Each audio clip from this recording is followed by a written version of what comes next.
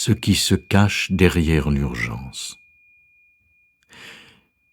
Quand vous sentez l'urgence vous assaillir, vous devez ralentir.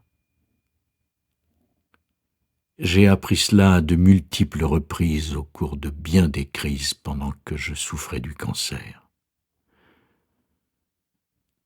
À moins que quelqu'un ne se vide de son sang ou ne puisse plus respirer, à moins qu'il n'y ait une exigence physique à agir rapidement, le sentiment d'urgence est une terrible illusion, une supercherie qui survient sans cesse parce que la vie à l'intérieur et celle à l'extérieur sont constamment en dichotomie.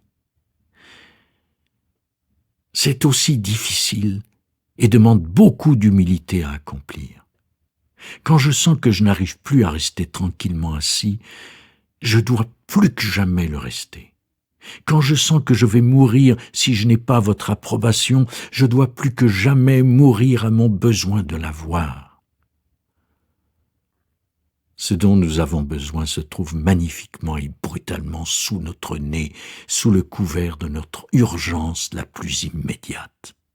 Mais nous refusons de l'accepter parce que nous sentons qu'il est très difficile d'y faire face. La porte ouvrant sur l'étape de croissance suivante se trouve toujours derrière l'urgence du moment présent. Maintenant, plus que jamais, alors que tout semble urgent, vous devez sectionner les fils qui vous rattachent aux événements. Maintenant, plus que jamais, quand les poids que vous portez semblent arrimer à vos poignets, vous ne devez ni courir ni balancer vos bras violemment.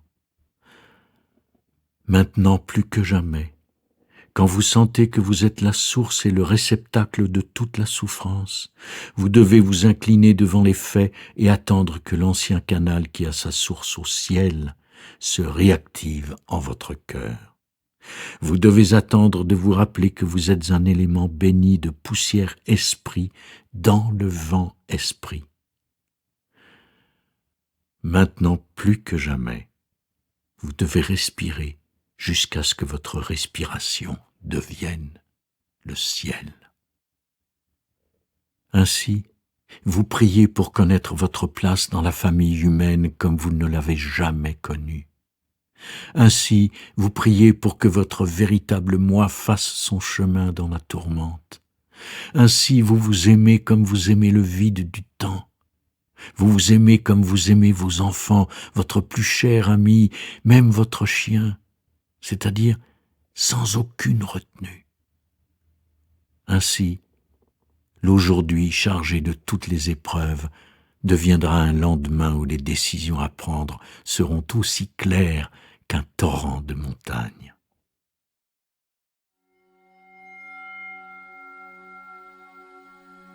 Centrez-vous et sentez les urgences qui vous sollicitent.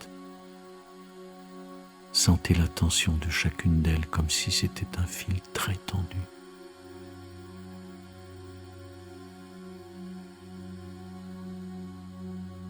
À chaque respiration, défaites-vous de ces attaches tendues, une urgence après l'autre.